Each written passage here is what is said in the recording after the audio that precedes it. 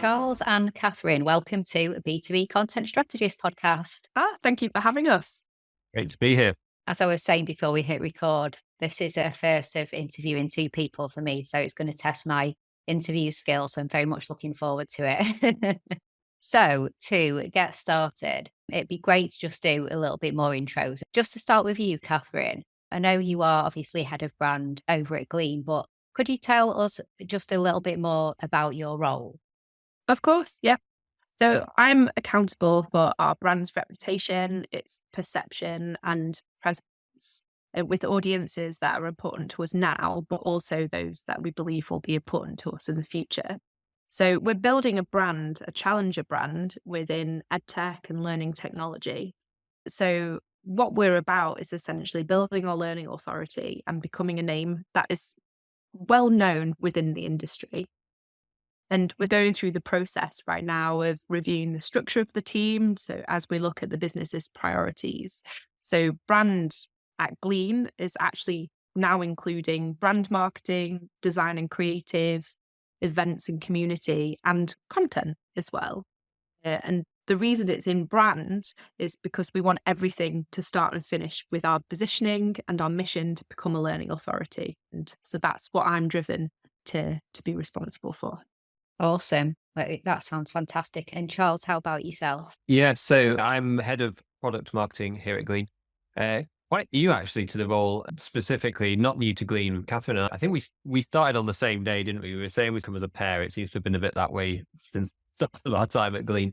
But yeah, we started on the same day. So by no means new to the company, but product marketing is something that we're investing in a lot at the moment at Glean. Got a few job roles out there as we're growing the team. The kind of new focus of my role is very much on essentially the two sides of product marketing. So effectively bringing Glean's products to market and then the internal enablement and alignment of the teams around the customer and the product. And yeah, as with, I think all of the best product marketing, take a very customer centric approach. So content wise, I think the interesting thing about content with product marketing is you've got external content, customer stories, stuff around product launches, all of that good stuff. But then there's also quite a bit of internal content to think about as well, and all that enabling content for the other team, which is super exciting and it's good to have renewed focus on the both sides. Yeah, absolutely. And could you just explain a little bit about Glean as well? So just what does Glean do? So actually Glean rebranded from nearly 2 years ago now. So we've been around since 2007, I believe, and our roots are in assistive technology to help students with disabilities to learn effectively. And when we rebranded to Glean, we shifted our positioning slightly to essentially cater for anyone who wants to learn effectively, who has challenges in the classroom. And that's what the Glean brand is about. It's about building motivation and enjoyment for learning and helping people to overcome learning challenges to become more effective in the classroom and to succeed. Yeah, and then so the Glean product it's a study tool that focuses on letting students make the most from classroom learning. So there's a big note-taking element to it, but it also works around audio and transcripts and really helping people access classroom content or lecture content in a way that works best for them.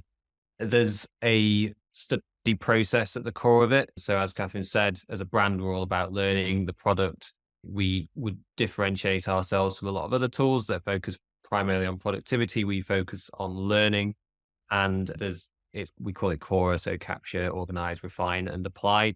And we don't need to go into the detail of it, but essentially it's trying to create a scaffolded, structured process for students that doesn't just help them do things faster or more easily or pull out the information they need quickly.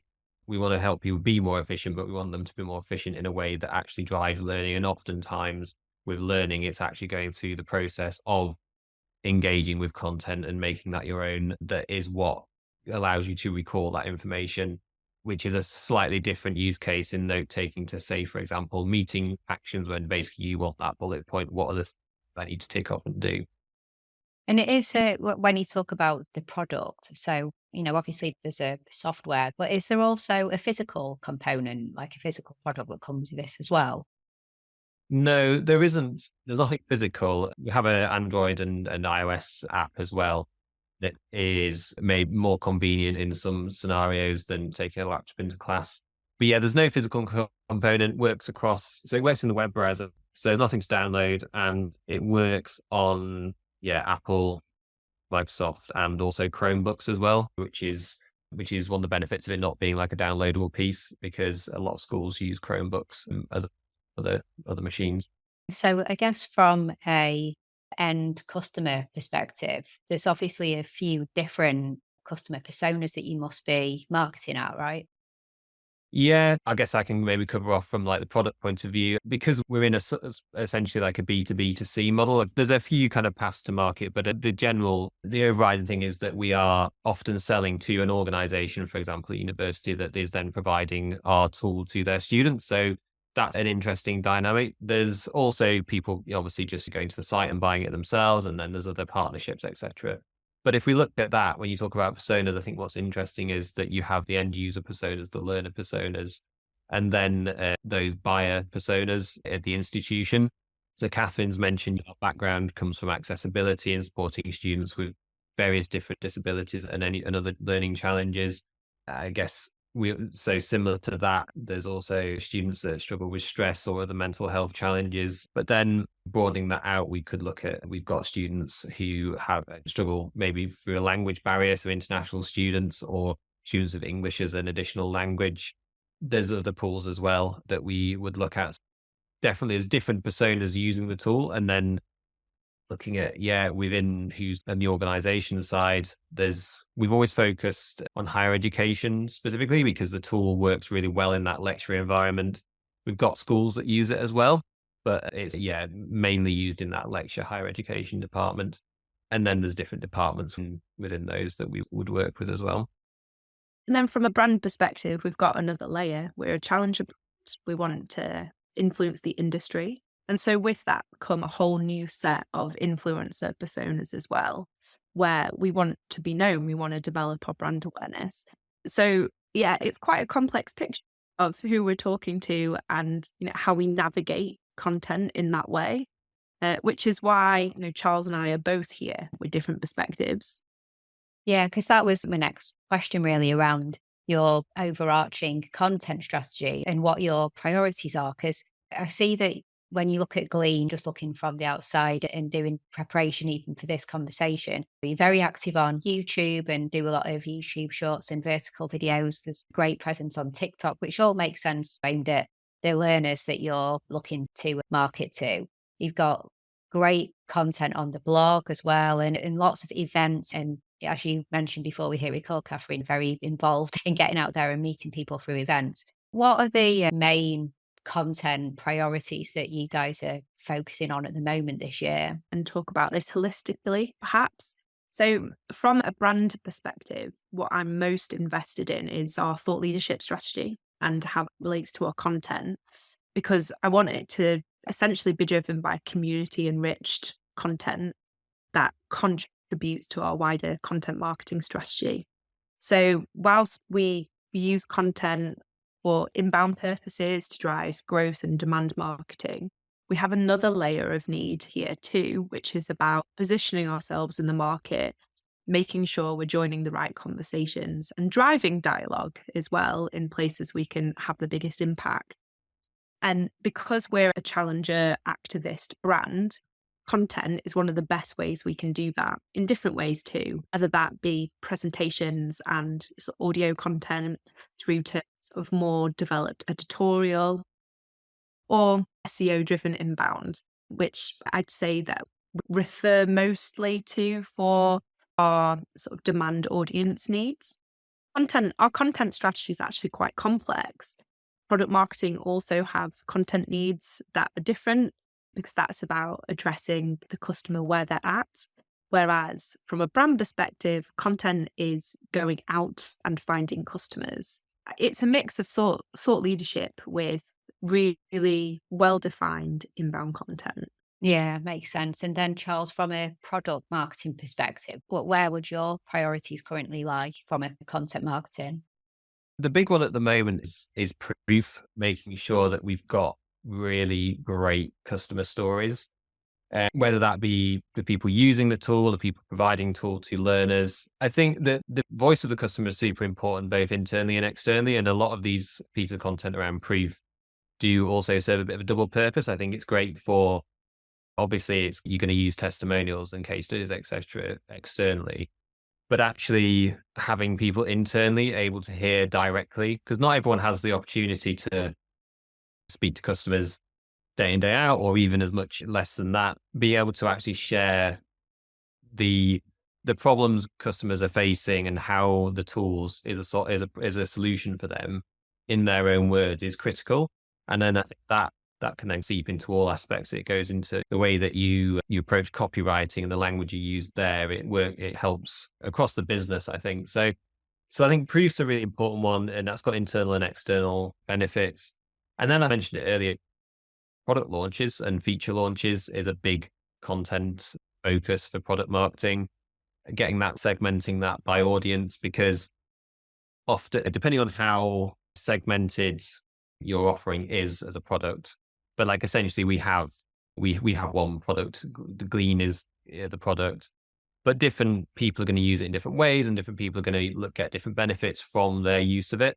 So part of what product marketing's job is through content is being able to take the core kind of capability and then understand how to position that through content. So some people might want a big PDF to read about a tool. Some people might want to go to your TikTok account and see how the new feature works. And you've got to understand the medium and the place as well as the message.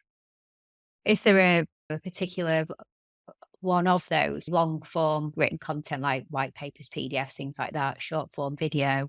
Is there a style or format that you do just see seems to resonate most when sharing those customer stories and customer experiences with the product? We have found in education that like the webinar format is king. I have a few hypotheses why that might be. I think the main one is that it works really well with the overall like academic schedule. Perhaps this would be a great thing for us or someone to actually dig into, like why. But it does appear that be able to schedule a time to learn about a topic, whether that be a new feature or a piece of thought leadership, etc. I think we're doing a podcast now, right? So long form content is definitely huge across the board, and webinars would fit usually within that fairly long form content. It's a nice medium that you can share the visuals, you can play around with the format quite well. And then, but that's definitely more on the organizational side, the B2B side, I would say. On the consumer side, the B2C or the end user piece, to be honest, I think we're still learning a lot of that. And I think it's a quickly changing environment as well. Yeah, definitely. We've been experimenting now for the past 6 months in how to engage and build a community of students, of learners. And we've definitely learned a lot. You mentioned that we're active on YouTube Shorts. That has driven the biggest audience growth that we've seen so far. We immediately went to TikTok. It felt like one of the most obvious places we were going to find our sort of younger student body. And we've certainly seen that.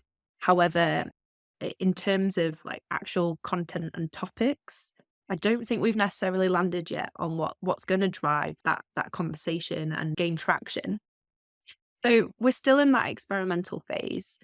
It's interesting because the universities that we sell to through a B2B model are also in this place. They're trying to find where their student audience is and adapt. So it's been great to join those conversations from a vendor perspective and just understand it a little bit differently with them. And I'd say across the industry right now, we're not entirely sure how to engage this age group with content. We have great hypotheses and we're seeing some engagement growth in different areas, particularly social. But without a doubt, the best content form is video. It's the chat that we're experimenting with. That completely makes sense. And that's quite a consistent theme that we've been having across this second podcast season that we've done, with the emphasis on video, especially when we've been speaking to organisations aiming at that younger Gen Z and younger population. In terms of your content marketing, like your workflows internally when you're producing, creating, distributing content, have you guys started to use AI much? It's a hot topic. Everyone's talking about Chat GPT and everything. Is there anything that you've been doing to test, embrace, iterate with AI? Yeah, we have started using AI, and it is one of our sort of company's goals across the business this year to try and embed AI more into how we work.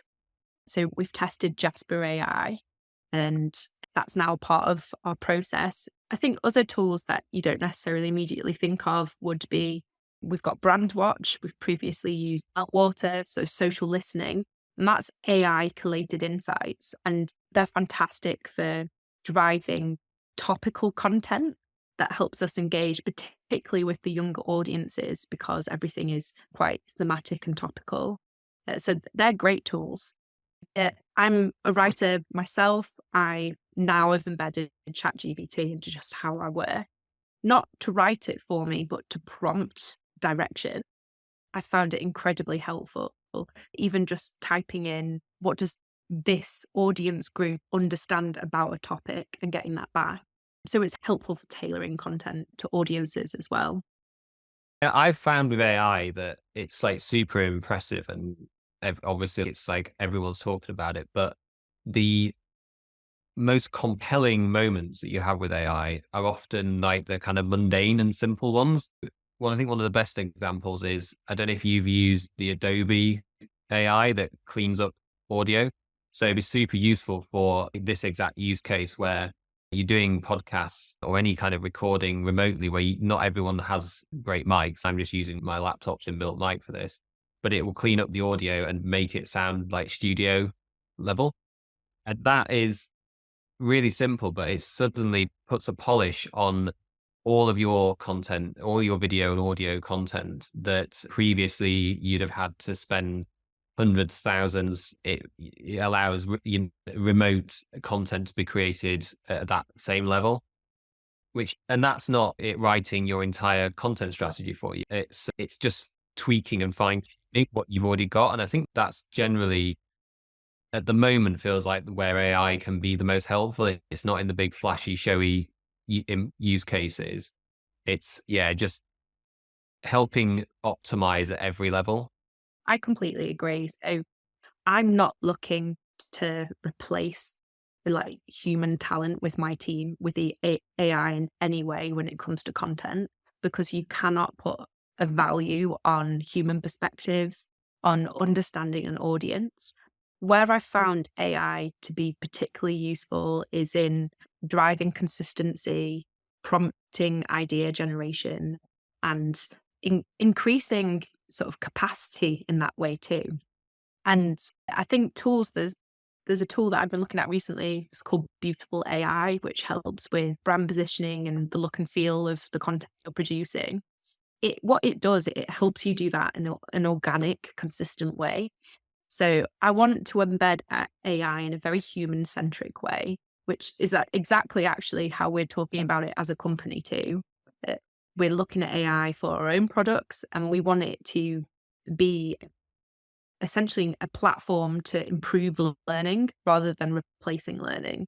And I think that's key to this, is like, how can AI give you building blocks to work with rather than replace those really human-centric skills? Yeah, I completely agree in the expertise, and it can enhance and it can help with ideation, can't it? But at the end of the day, what it then spurts out needs to still be assessed by an expert. You can't just trust what comes out. I love what you said, Charles, about more the kind of tactical tools that I suppose a lot of us are using and probably not really thinking that it's part of the AI spectrum in the same way, audio enhancement and things like that, because it's very good from those smaller tactical perspectives as well, isn't it? But as you said, Katherine, it's not really at like the strategic area yet. But it's good to just be embracing it and making sure that our teams are not worried about replacing, but more enhancing and improving what we already do with the right tools.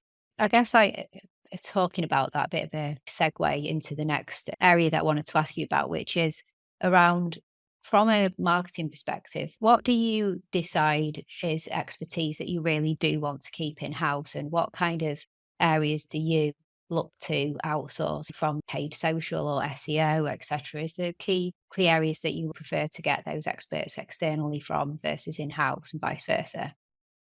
It's a really good question. I think something that we're constantly battling to understand better ourselves. We've got a really strong team at Glean with a mix of generalists and specialists. And I think we are now looking to expand with consultants and with agencies more, because really it comes down to capacity. So those skills that we believe are driven by strategy internally. So from a brand perspective, our look and feel, for example, making that distinctly us, we're much more comfortable with that being driven by someone internally who understands the context and has a better idea of the path that we're taking. I think when it's additional specialism and expertise that we're experimenting with, I think that's when we really look to agencies and consultants to help boost our growth. And then it's a continual assessment of when's the right time to bring it in-house, if it even is a right time. Because at the end of the day, agencies give us access to a whole host of spectacular talent just through one or two key relationships. Yeah.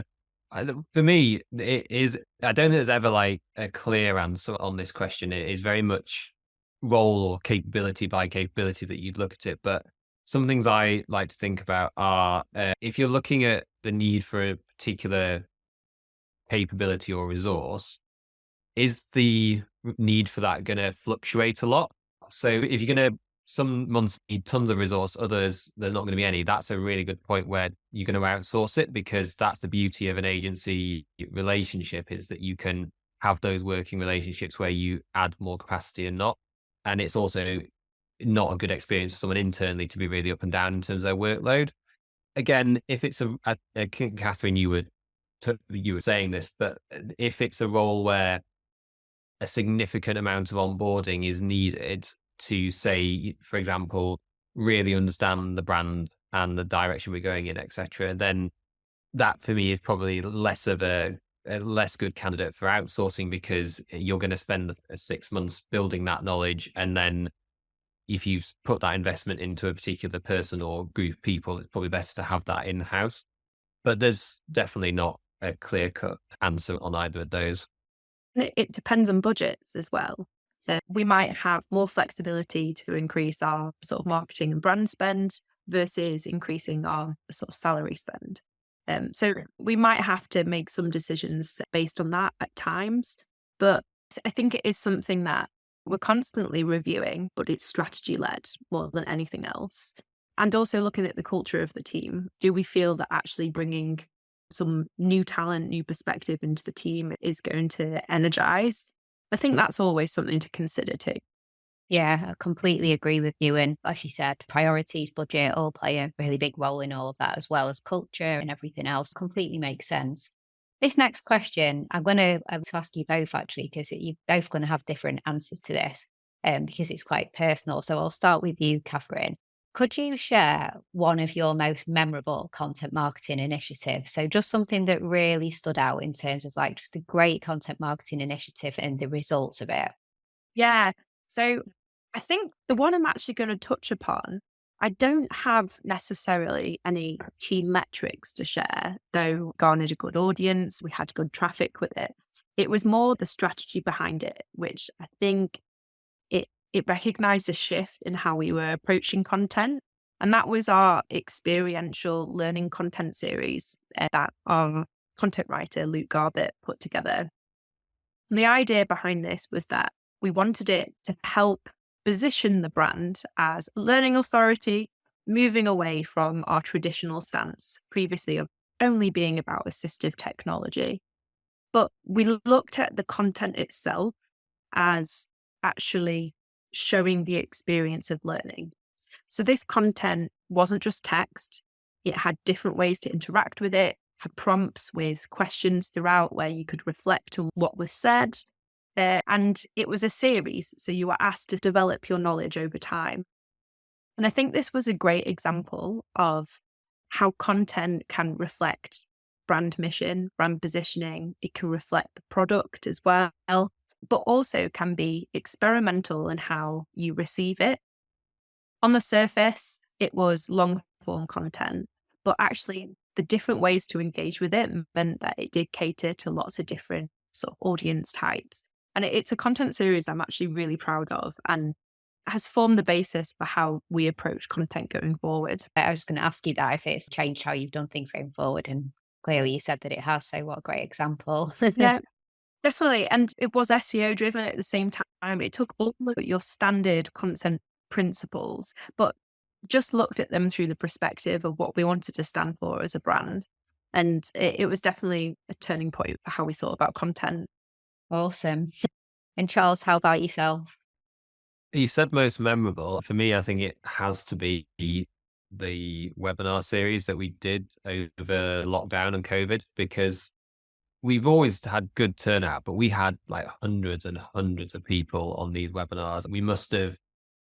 It must have been 10 times the standard audience size. And to the point where we weren't really prepared for that shift either. So like the beauty of the webinar, like platform or all of these is it's so scalable because it is like one to many, but that turned into one to a hell of a lot of people. Many. Yeah.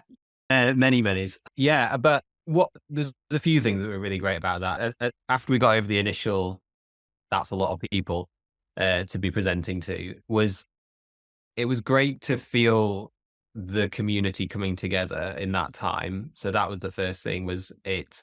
And I think that's one of the reasons that we did see that growth, was that we did respond and create a space, and we talked about the issues, and we obviously we wanted to be experts in the field, but more importantly, create a space for the real experts, which is the people on the front line of supporting students in this new environment. We're still in that now, where it's much more of a hybrid learning approach in many regards. But at that time, everything had gone online. You've got a complete new challenge for our customer base in providing support and helping learners. And yeah, I'm really proud of what we as a company, and I don't think any one person can take responsibility for that particular campaign. It was super reactive and super based on the community that we'd built over the long time, and welcoming them in, getting people to come and speak and share how they were solving the problems of remote learning. And yeah, like the results were huge, and it's not necessarily also about the immediate commercial result there. What the great thing about that was that we engaged and reached people and helped people through content and through creating a community and a platform that may or may not have gone on to purchase, or may have purchased 3 years afterwards. But that is one of the powers of content marketing, is you're able to actually provide value and a solution in a B2B world, especially well up ahead of someone actually having to come to a purchasing decision, which is fantastic for brand. And also from a product marketing point of view, be creating those spaces where people come and talk about their problems. That's a brilliant way of, as I said before, bringing the voice of the customer into everything you're doing, whether it be product development or content, etc. It's funny, that was actually my other example there. I thought it might be. I thought you were going to say. I was like, oh. And I was the host on that webinar series. I think what I'll remember most from doing that was I had never seen engagement like it with a series of content. And I think partly it was due to the time, but it showed how content can bring people together. It was entirely community driven, but also brand aligned. And I do think that we've built on that consistently over the last 2-3 years, to the point where we have a very well attended regular webinar series. We have regular events and community meetings that are driven by content as well. And so that webinar series really did set us up for success with content marketing in a very simple, long form format that has actually, we've kept with it since then. And it was distinctly Glean as well, which is why it works so well for us from a brand perspective. Yeah, that's awesome. Are you still hosting them now as well, Katherine? Or no, not anymore. We have wonderful speakers from across the company who lead sessions. And I think the best thing about that is that our community audiences get to speak to different people across the company with different specialisms. And that's how we're growing it moving forward. Yeah, one of the key word that keeps coming up is community, isn't it? And it completely makes sense to do that and strengthen and broaden the community by having more exposure to different people within Glean. So that's awesome. On the flip side, maybe you both have an answer to this, or at least one of you, hopefully. But do you have any cautionary tales of content marketing woes where something maybe didn't quite go to plan, or any kind of funny stories of marketing fails? For me, none of like utter failure. There's been definitely a few initiatives that maybe more just fell a bit flat or didn't really get that traction. And I often with the danger with content can be discovering a really great like hook or creative piece and then hanging the whole campaign off that. I think that's just in slightly the wrong order. I think what you want to look at is, as you know, Catherine's been talking about brands. So it starts the brand strategy and it starts with what do we stand for? What's important to us? And then there's the kind of product marketing side of specific positioning for different target personas and the messaging there. And then you arrive at the creative point. And that's when, with all that in place and that strategic piece done and those foundations laid, that's when you start the creative ideation. And when you do it in that order, which doesn't have to be a super lengthy process, like that, the example we just shared about the kind of webinars around COVID and remote learning were super reactive and super quick, but they did follow that process. Like we knew what the brand, and we knew what we wanted to do, and then we knew what our customers were going through, and we responded with content that was aligned with that. There's been a few occasions on like campaigns I've run where I remember one that we did, which was a play around with that whole teach a man to fish, eat for a day, that whole metaphor. And it works, and it's not necessarily like a terrible campaign or anything, but I think the problem was I started with the clever bit, the analogy, and saw an opportunity to do something creative. Whereas, it just wasn't answering a specific pain point particularly well, and it wasn't landing with a particular audience so well.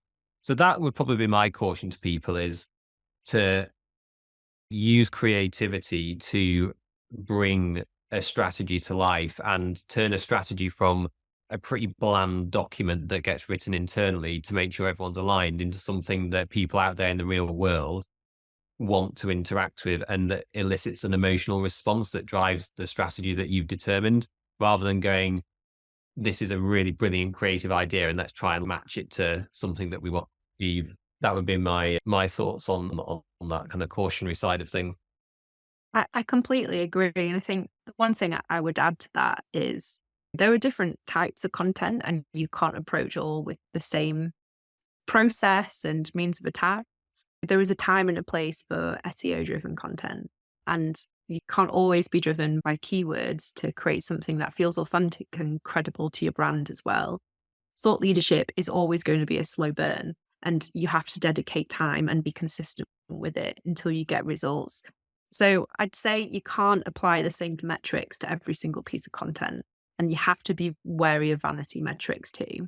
Whilst you might see some very quick wins with some areas of content that are quite easy to find a direction for, ultimately you have to hold true to what your strategy is and give it time and space.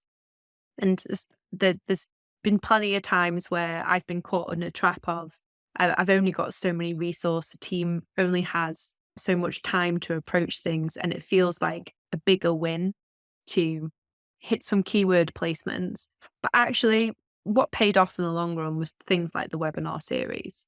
Look strategically at where you want to be using content effectively, and keep banging that drum to leadership or whoever you're talking to justify the time that you're putting into it. That ultimately it's about your brand and it's a slow burn. Yeah. And that's the thing, isn't it? Keeping banging that drum and getting the right stakeholder commitment by understanding the strategy and what you're trying to deploy and the reasons behind. That's awesome.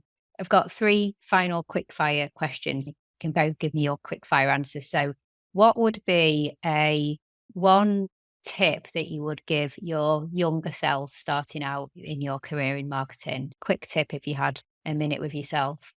I would say learn about what marketing is in its entirety as a strategic part of a business, not just the area of marketing that you've been asked to be responsible for. By that, you don't need to know how to do it in your first 6 months of a marketing role, but you should know essentially what market research is, what segmentation is, what targeting is, what positioning is, because then when people use these words, you'll know what they're talking about rather than just jumping to a conclusion in your head. So just do a bit of basic, unless you've come from like having studied marketing at uni or something. If you haven't got that, just do a little bit of learning about the basics. I'd say to build upon that, never assume that you know your consumer or your audience. Your audience insight should always be backed up with research, because you fall into a trap then. If you come into a business and you're writing for a student and you're just a graduate, it's very easy to write for yourself. Within marketing, everything should be driven by your audience. We've talked about being community driven, and that's essentially what we mean. Remember who you're serving, and ultimately that everything will fall together from strategy right down to writing that short blog, as long as you have voice of customer in mind. Yeah. And it's a constant process of staying attuned to your customer as well, isn't it? So it's It's never not a job done. tick box No. exercise at all. It's something that should be embedded in your day to day. And I remember when I was first starting out, someone told me, like, spend the first half hour of your day going out and just reading the news that you think your audience reads. Try and get into their mindset. What are they seeing today? And that was a great tip. But I think really what that advice was saying was, you're not your audience. So continually think about who your audience are and what's influencing them and what they need. Yeah. Absolutely great advice. Love it. What's a typically overlooked or undervalued tool that you recommend that marketers should check out? I would say messaging. It's not really like a piece of software or anything fancy like that. It's just knowing what messaging is versus messaging isn't positioning and it's not copywriting. It is a structure, and there's tons of ways of approaching it.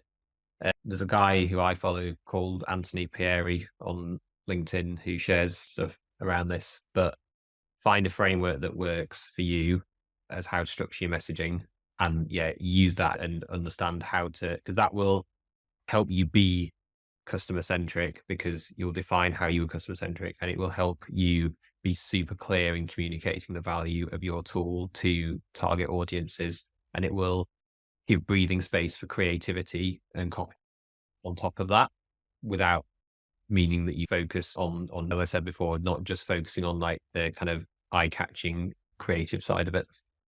I completely agree with you, Charles. I think the only other thing I would add would be creativity. And that sounds like a very abstract thing. Again, it's not a tool, but you need to very intentionally create space for creativity. And actually, within any marketer's role, creativity is a superpower. So look to create spaces, put time aside. We have collaborative sessions that are in the calendar on a weekly basis where anyone can bring something for us to be creative about. We use Jamboard almost obsessively. We make sure we share things that we've seen and be intentional about being creative, because I've talked to many marketers who said, oh yeah, I love the idea of marketing because it was a creative job that I could go into. But you very quickly lose that intention if you're not consistent with it. And creativity is what makes us stand out as a brand. So be intentional about being creative. Yeah, absolutely love that. Right. I think sometimes people think they're going into something more creative, and then for whatever reason within the organization start to feel the creativity draining away a little bit, and you have to you have to make it part of the agenda, as you guys do. And I think people visualize it all being like Don Draper from Mad Men with a cigar and whiskey and just saying profound creative things all the time, but it's not quite like that, is it? No, and everyone's creative in different ways. That's probably Exactly. something as a leader and manager you have to recognize, is that pulling everyone into a workshop is not how every person is going to be creative. So really get to know the people you're working with and understand like how you can inspire creativity in them. Yeah, absolutely. So it's something that I've been trying to learn is just as a leader of creatives in terms of how to best motivate and all of that as well. It's very important to just understand those different types of people with different skills that they bring to the table. So really good. So finally, if you could create any kind of content, so you've got unlimited budget, unlimited resources. So it could be some kind of reality TV show at Glean or big billboard in Leicester Square or Times Square or something like that. What would jump out to you as if we did that, if Glean did that, we've got all the money, all the resources, that would be amazing.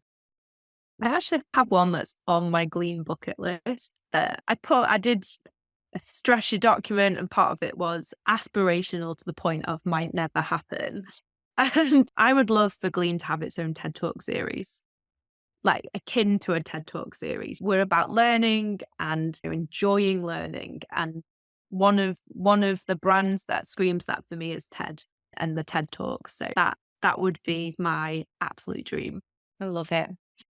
The thing I think of in the moment is Apple have just launched their Vision Pro, right? The kind of augmented reality. I think are they calling it spatial computing though? It'd be cool to see what content options that kind of tech would bring. Probably need a sizable user base to make it worth investing in just yet. But I think it's like over $3,000 for a headset, right? Maybe wait until it gets like cheaper for people to access it. But yeah, like the idea of, I don't even know what that would look like, but the experiential opportunities of a medium like that is super interesting. And you could see a lot of opportunities to convey the problem, like put people in scenarios, in lectures, in classrooms, in different kinds of environments, or even how will, if that kind of tech takes off, how will that actually change learning itself? And yeah, so yeah, that'd be interesting if we could somehow leverage that kind of technology. Yeah, invest in some big R&D type project to fully work out what Glean could do. Yeah, that'd be awesome. But like you said, it's that kind of technology's got the potential to really impact learning overall and the whole educational experience, hasn't it? So it's quite interesting to see what's going to come from all of this. And just AI, I mean, like this time next year, things will be very different in the world of education, I guess. So it's all exciting times. Thank you so much for coming on to the podcast. It's been absolutely fantastic. Really enjoyed the conversation. Is there any way you'd like the listeners to go to find out more about yourselves, connect with you on LinkedIn or anything like that? Yeah, definitely search for my name and Katherine's. I'm sure we'd like people to reach out if they on LinkedIn. Yeah, nothing major. I mean, if people are interested in learning a bit more about Glean, get in touch with us. Happy to talk more about that as well. Yeah, I think basically just thanks so much for having us on. Really enjoyed it. It's been great chat. Definitely. And, what part of the motivation of us taking part in this is to be part of our own community, our own area of expertise. So would love to hear from people on LinkedIn and just to have a chat and just to understand a little bit more about what's going on in your own worlds. Yeah, absolutely. We'll put links to obviously Glean and also both of your LinkedIn profiles in the show notes. If you connect with Charles and Katherine, be sure to pop in your connection note that you heard them on B2B Content Strategist. That'd be really cool. So thank you so much then. Once again, it's been great talking. So yeah, thank you.